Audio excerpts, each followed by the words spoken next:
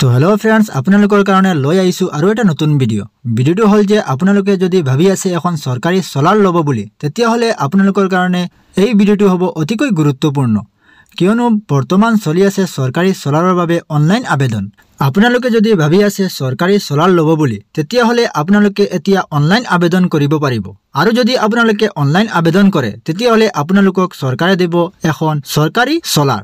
এই চৰকাৰী চলাৰখন আপোনালোকে নিজে নিজৰ ঘৰত ব্যৱহাৰ কৰিব পাৰিব। আপোনালোকে যেনেকে বিদ্যুৎ ব্যৱহাৰ কৰি আছে, ঠিক তেনেদৰে এই চলাৰখন ব্যৱহাৰ কৰিব পাৰিব। আপোনালোকে এই চলাৰৰ বাবে কেনেকে আবেদন কৰিব, আবেদন কৰাৰ আগত কেনেকে ৰেজিষ্ট্ৰেশ্যন কৰিব, আবেদন কৰিবলৈ কি কি নথিপত্ৰৰ প্ৰয়োজন হ'ব, সকলোখিনি ডিটেইলছ মই এই ভিডিঅ'ত আপোনালোকক দেখুৱাই দিম। আপোনালোকে অলপো স্কিপ নকৰাকৈ প্ৰথমৰ পৰা শেষলৈ চাই থাকিব।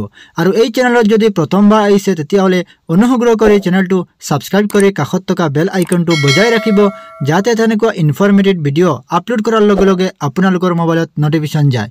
তেতিয়াহ'লে বলক ভিডিঅ'টো আৰম্ভ কৰোঁ। আপোনালোকে চলাৰৰ বাবে আবেদন কৰিবলৈ হ'লে প্ৰথমতে এই ৱেবছাইটত আহিব লাগিব, নেশ্যনেল পৰ্টেল ফৰ ৰুফটপ চলাৰ যিটো ৱেবছাইট আছে, এই ৱেবছাইটত আহিব লাগিব। আৰু এই ৱেবছাইটৰ লিংক মই ভিডিঅ'ৰ ডিছক্ৰিপশ্যনত দি থ'ম। আপোনালোকে তাত ক্লিক কৰাৰ লগে লগে আপোনালোকৰ সন্মুখত তেনেকুৱা হৈ এখন পেজ ওলাব।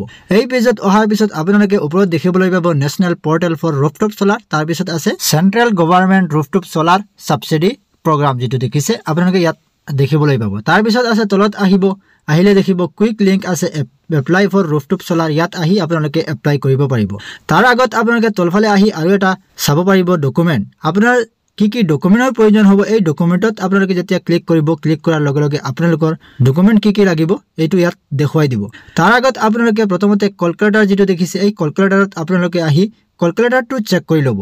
যেতিয়া আপোনালোকে কলকাতাৰ যিটো দেখিছে, এই কলকাতাৰত যেতিয়া আপোনালোকে ক্লিক কৰিব, ক্লিক কৰাৰ পিছত আপোনালোকৰ এই কলকাতাৰ যিটো আছে গোটেইবোৰ ওলাই পৰিব।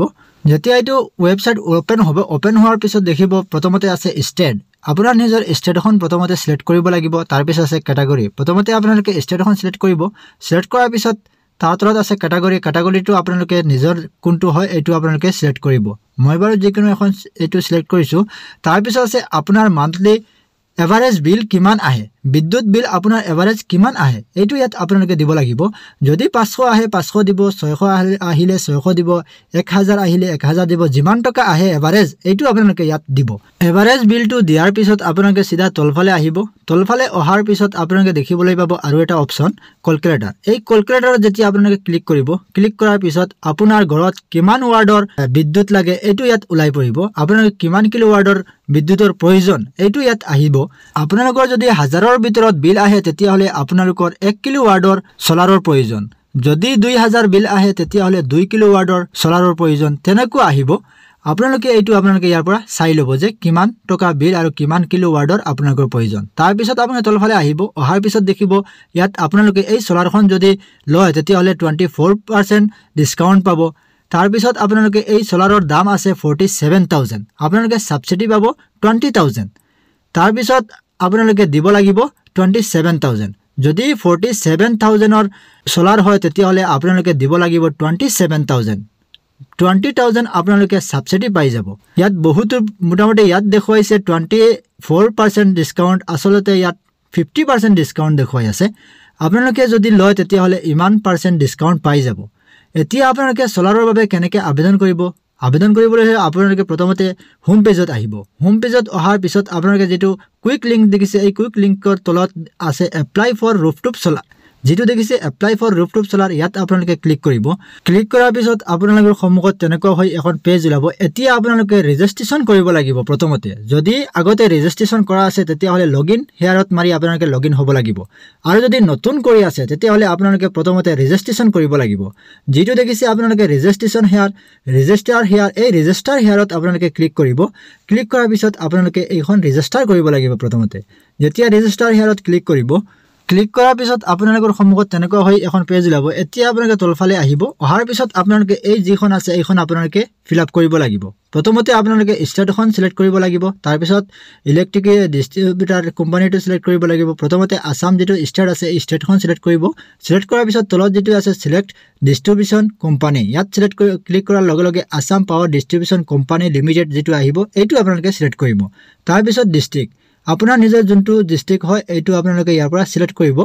মই বাৰু যিকোনো এখন সিলেক্ট কৰি লৈছো তাৰ পিছত আছে কনজিউমাৰ একাউন্ট নাম্বাৰ আপোনাৰ যেটো বিদ্যুৎ বিল এই বিদ্যুৎ বিলৰ এটা কনজিউমাৰ নাম্বাৰ আছে এই কনজিউমাৰ নাম্বাৰটো ইয়াত বহুৱাব লাগিব কনজিউমাৰ একাউন্ট নাম্বাৰ যেটো এইটো আপোনালোকে ইয়াত বহুৱাই নেক্সটত মাৰি লব যেতিয়া নেক্সটত মাৰিব আপোনাৰ মোবাইলত এটা ওটিপি আহিব এই ওটিপিটো দি আপোনালোকে এইটো ৰেজিষ্ট্ৰেচন কৰি লব মোৰ অলৰেডি ৰেজিষ্ট্ৰেচন কৰা আছে সেই কাৰণে মই ৰেজিষ্ট্ৰেচন কৰি দেখুৱাব পৰা নাই তাৰ পিছত আপোনালোকে এইখন ৰেজিষ্ট্ৰেচন কৰাৰ পিছত এতিয়া আপোনালোকে লগইন হ'ব লাগিব লগইন হ'বলৈ হলে আপোনালোকে আকৌ হোম পেজত যাব হোম পেজত গৈ যেটো লগইন হেয়াৰ দেখিছে এই লগইন হেয়াৰত আপোনালোকে ক্লিক কৰিব লগইন হেয়াৰত ক্লিক কৰাৰ পিছত আপোনালোকৰ সন্মুখত তেনেকুৱা হৈ এখন পেজ ওলাব এতিয়া আপোনালোকে প্ৰথমতে ৰেজিষ্ট্ৰেচন কৰা যেটো মোবাইল নম্বৰ আছে ৰেজিষ্টাৰ কৰা যেটো মোবাইল নম্বৰ আছে এই ৰেজিষ্টাৰ কৰা মোবাইল নম্বৰটো ইয়াত এন্টাৰ কৰিব তাৰ পিছত যেটো দেখিছে আপোনালোকে চেক এই যেটো ক্যাপচা আছে এই ক্যাপচাটো বহুৱাই আপোনালোকে লগইন হ'ব লাগিব যেতিয়া ক্যাপচাটো বহুৱাব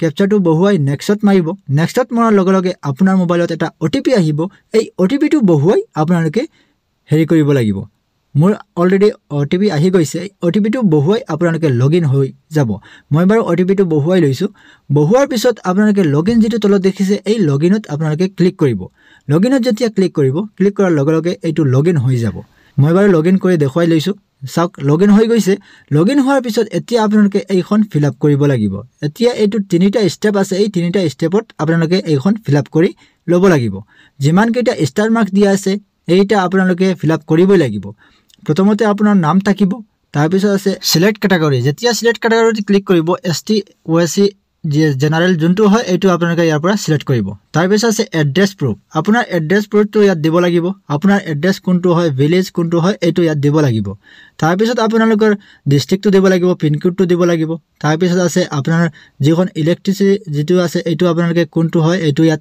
অটোমেটিক ইয়াত সিলেক্ট কৰা থাকিব কাৰণ আপোনালোকে ৰেজিষ্ট্ৰেচন যেতিয়া কৰিছিলে তেতিয়া গোটেইবোৰ দিছিলে সেই কাৰণে অটোমেটিক ইয়াত লৈ লব ইয়াত একো কৰিব নালাগে তলফালে আপোনালোকে স্ক্ৰল কৰিব স্ক্ৰল কৰাৰ পিছত আপোনাৰ লোকেশন কোনটো হয় এই লোকেশনটো ইয়াত আপোনালোকে দিব লাগিব যোনটো লোকেশন হয় এইটো আপোনালোকে ইয়াত দিব লাগিব দিয়াৰ পিছত সেভ এণ্ড নেক্সট যেটো তলত দেখিছে এই সেভ এণ্ড নেক্সটত আপোনালোকে মাৰিব লাগিব যেতিয়া সেভ এণ্ড নেক্সটত মাৰিব মৰাৰ লগে লগে আপোনালোকৰ এতিয়া ইলেক্ট্ৰিচিটি যেটো বিল আছে 6 মাহৰ এই 6 মাহৰ বিলটো ইয়াত আপলোড কৰিব লাগিব জেপিজি ফৰমেটত বা পিডিএফ ফৰমেটত আপোনালোকে আপলোড কৰি লৈ লব যিকোনো এটা জেপিজি বা পিডিএফ কৰিলেই হৈ যাব আপোনালোকে এইটো 6 মাহৰ বিলটো আপোনালোকে ইয়াত আপলোড কৰি যেটো তলত দেখিছে ফাইনাল সাবমিট এই ফাইনাল সাবমিটত মাৰি লব যেতিয়া ফাইনাল সাবমিটত মাৰিব মৰাৰ লগে লগে আপোনালোকৰ এইখন ফিলআপ হৈ যাব ফিলআপ কৰাৰ পিছত আপোনালোকক এটা ৰেজিষ্ট্ৰেচন নাম্বাৰ দিয়া হ'ব এই ৰেজিষ্ট্ৰেচন নাম্বাৰটো আপোনালোকে ৰাখি থৈ দিব যেতিয়া জিঅ টেগিং কৰিবলৈ আহিব